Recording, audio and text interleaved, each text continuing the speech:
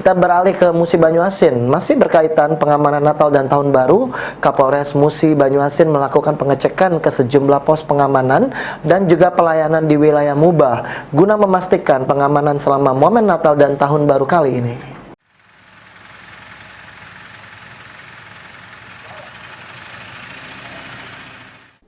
Memastikan jika personilnya tetap siap dan siaga dalam pelaksanaan pengamanan Natal 2022 dan Tahun Baru 2023, Kapolres Muba AKBP Siswandi bersama para pejabat utama Polres Muba melakukan pengecekan ke sejumlah pos pengamanan.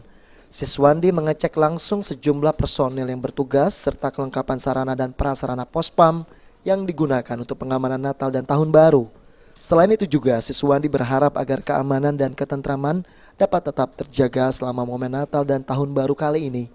Untuk perkembangan situasi Kamtimas maupun Kamsel Lantas di wilayah hukum Polres Musi Banyuasin sampai saat ini dalam keadaan aman, kondusif, arus lalu juga lancar, belum ada peningkatan arus pemudik, dan ini kita jaga mudah-mudahan sampai dengan Tahun Baru kita bisa melakukan upaya-upaya daripada memberikan pelayanan kepada masyarakat.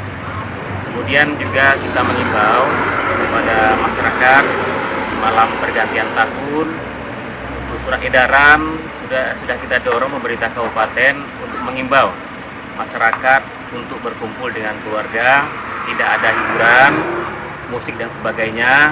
Dan juga kita ramaikan masjid-masjid yang ada di seputaran Kota Sekayu untuk berzikir dan berdoa kepada Allah Subhanahu wa Ta'ala untuk di tahun mendatang kita bisa diberikan rezeki, diberikan kesehatan, dan diberikan kemudahan-kemudahan.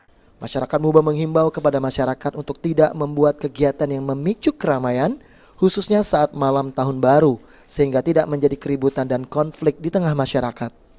Ruzi Iskandar, PAL TV.